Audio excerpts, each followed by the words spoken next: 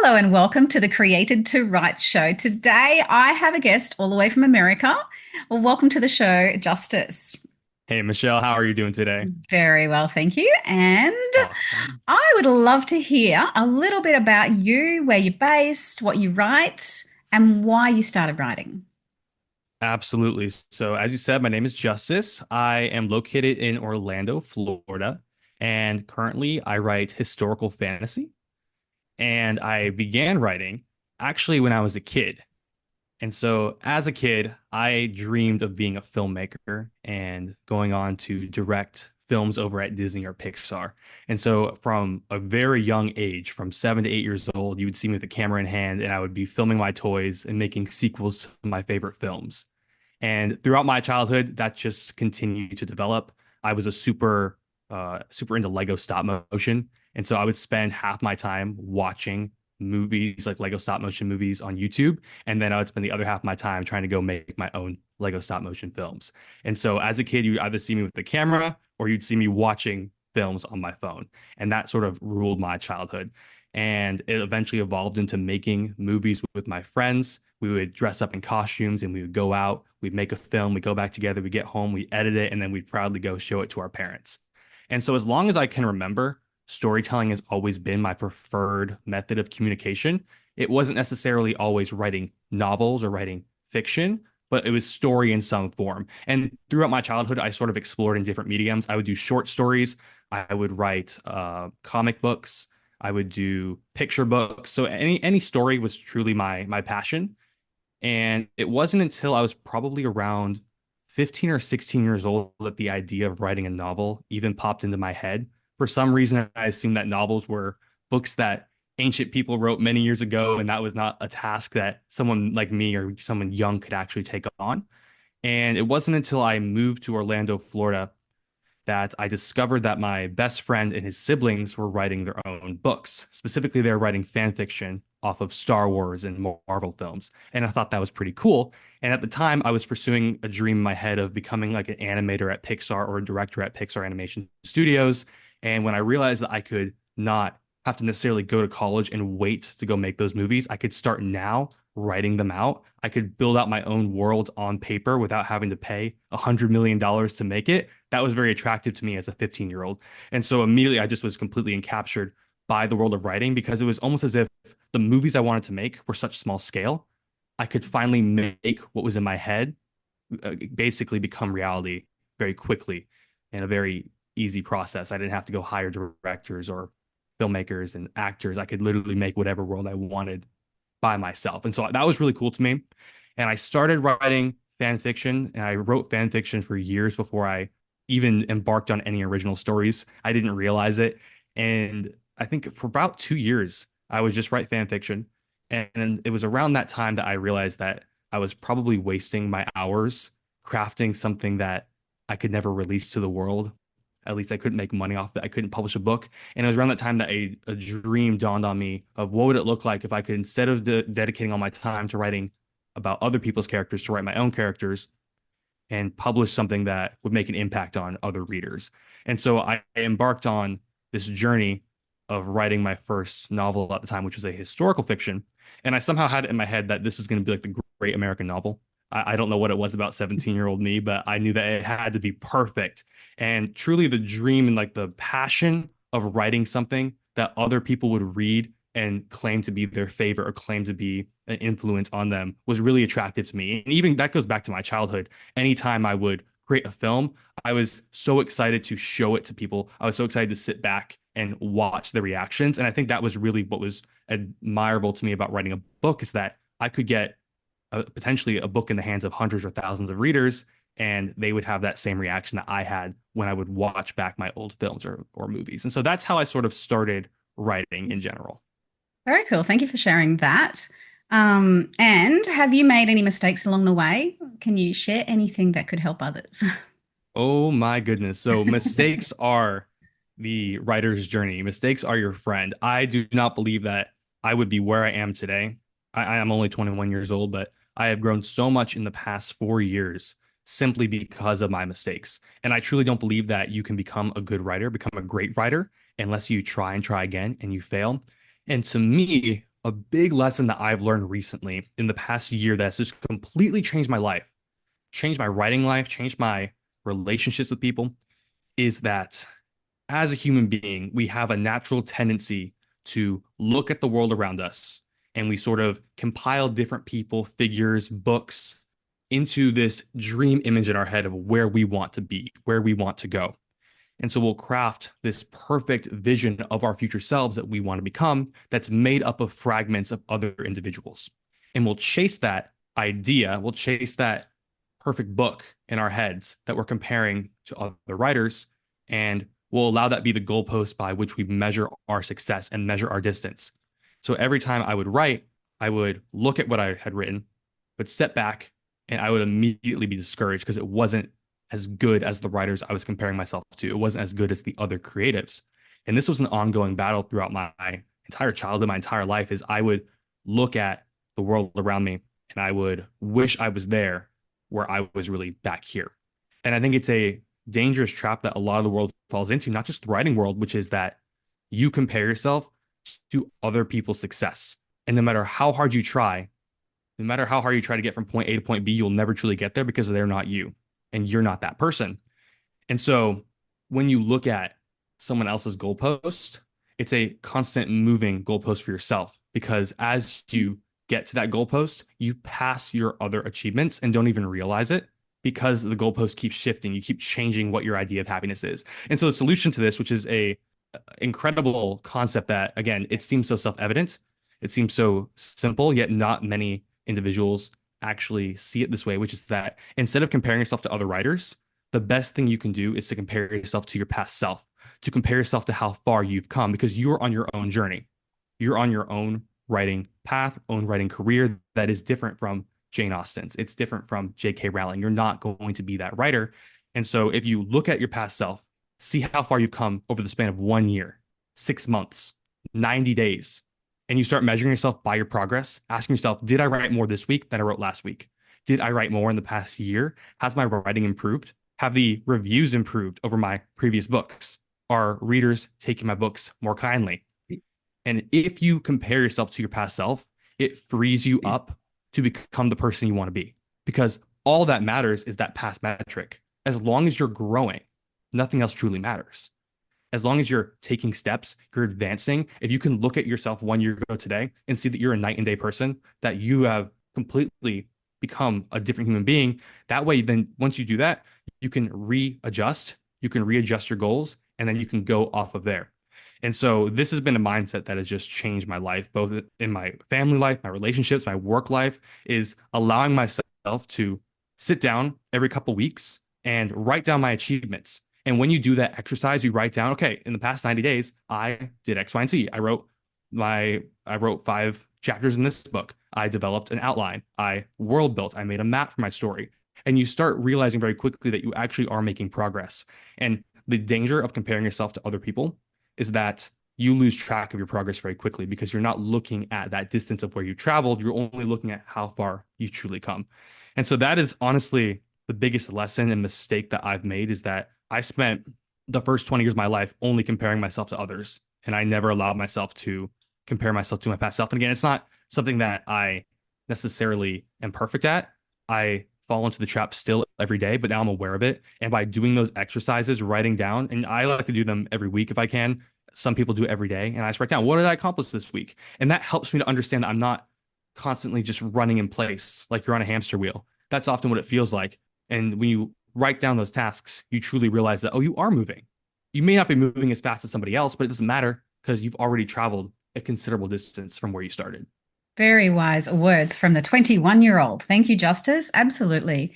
Comparison is a thief of joy when you compare yourself to others, and it doesn't steal our joy when we just compare ourselves to our past self. It just shows what we've done. So, very wise words. Thank you for that. 100%. And what have you found the hardest thing so far about being a writer? The hardest part about being a writer to me is choosing when to stop. I am very much a person who will procrastinate, and I know most writers are. I haven't met a writer who doesn't procrastinate. And often writers will either they won't start or they won't finish. Mm. Both are equally poisonous. I have fallen into both traps. When I was writing my first book, it took me 9 months to go from idea to starting to write because I literally wanted to get my outline so perfect that I didn't write a word for 9 months straight. And in that time, I didn't feel like I wasn't writing. I would sit down, I would research character names, I would make myself busy, but I wasn't truly making progress. And then when I actually started, I did not want to finish. I would rework, I would reread, do another edit. And I think that writers often fall into that trap of like rinse and repeat, where they just will keep refining and refining and refining until it's perfect. But I don't believe that it's possible to make it perfect. I believe that there's a certain point where you do the best you can, and then you trust God and you allow Him to work through that. And I always say that your first book will not be your best. It's not possible, but you can't write that second book until your first book is written. You can't publish your second book until the first book is published. And it is a long journey, but often the best things in life do come with time. They do come with refinement. Nothing comes in a day. And I truly believe that, again, the biggest trap I fall into is just I will not, if I don't have a deadline set, I will keep going. I'll keep moving. I'll blow past that deadline over and over and over. And so what's helped me in that area is I will commit to sources outside of myself. I will give myself the time I think I realistically need to finish a project, to finish a chapter, to finish a book. And I often like working in smaller increments. I won't say I'm going to finish a book by January of next year. I'll say I'm going to finish the first two chapters by November 1st, right? And I will commit to something. I'll go to a family member and I'm going to say, hey, this is my task. This is what I'm doing. I want to make sure that I hold myself accountable. And if I don't, I'm going to come tell you. And just the act of a human being going to another person, having to confess when they failed is not fun. You don't want to confess that you failed. I like to add in some fun little elements to it. Like I have a sister and I tell her, I'm like, hey, if I don't go to the gym in the morning, I'm going to pay you $100. And that is motivation for me. I don't want to pay my sister $100. I want to pay my sister $10. And I like making a game out of it. So another thing I've seen people doing, writers do, is to reward themselves. They'll say, okay, if I write two chapters by November 1st, then I'm allowing myself to go watch my favorite movie, or allow myself to go buy a Starbucks drink. Little rewards are incredibly helpful to the human brain. It's for some reason it's addicting to get a job done, even if it's a The massive project dopamine. for a small reward. The dopamine just gets you.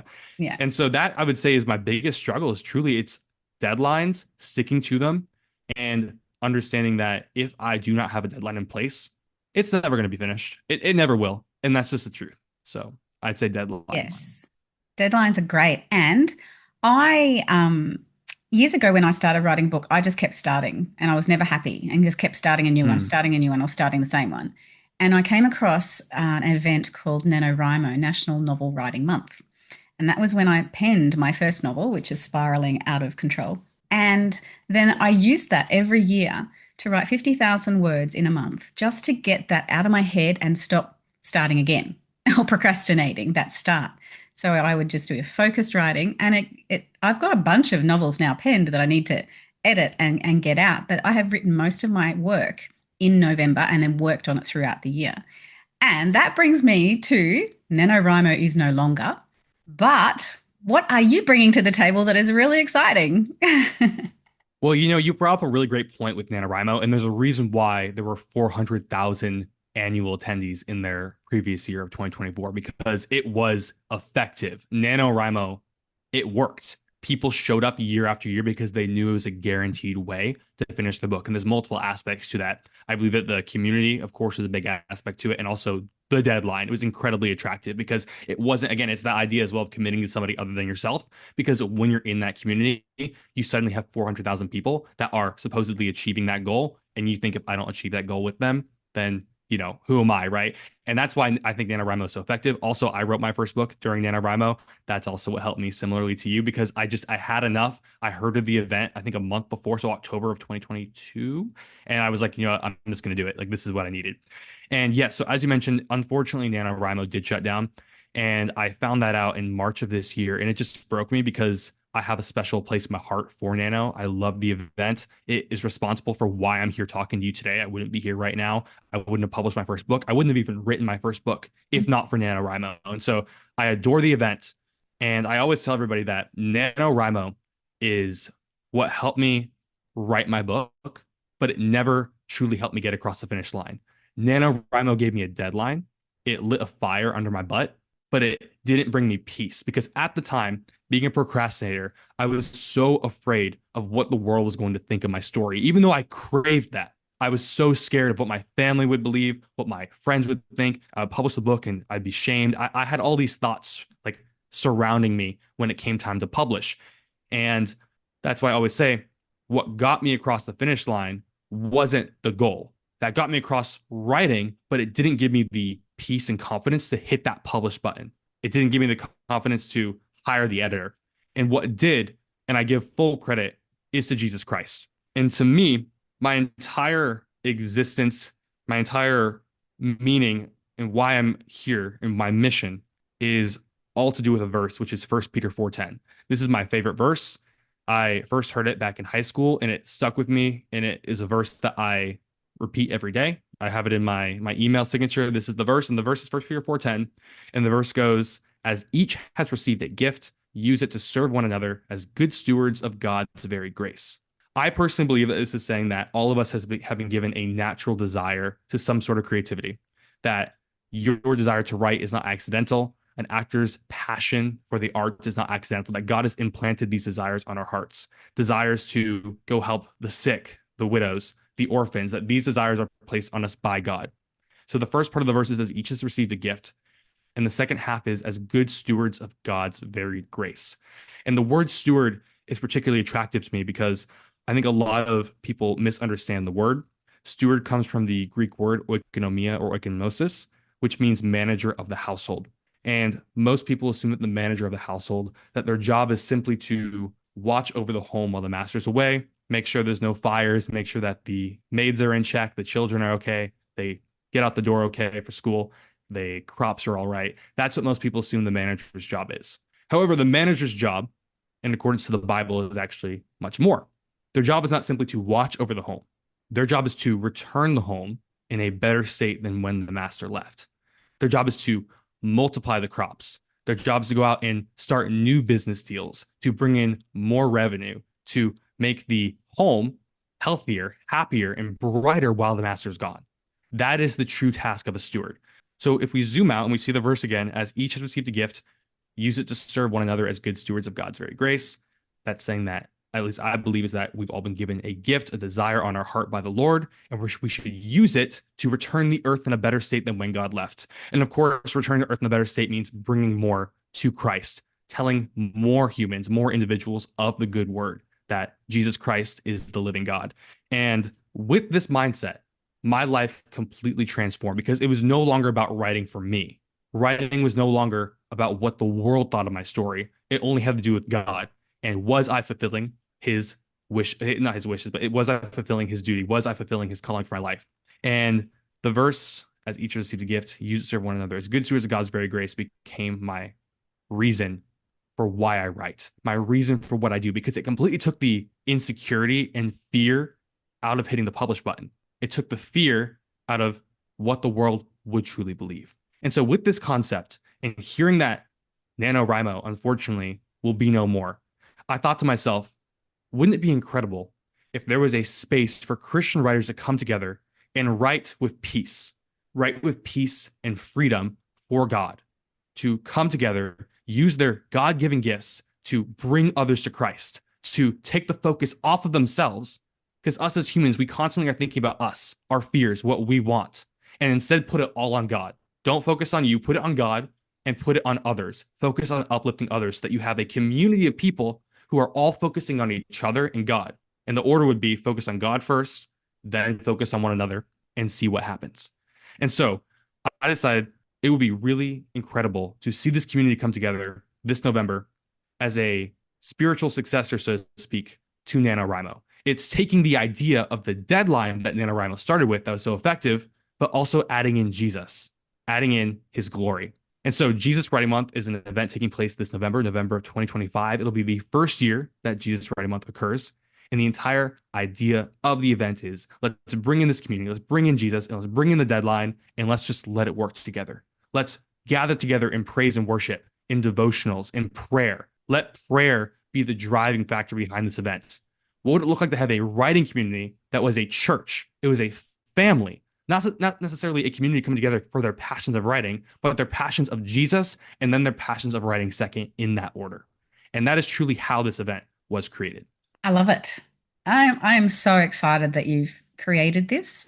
So, congratulations to you. And I'm so looking forward to jumping in to the community and to writing another novel this November and seeing what the Lord does. Yeah.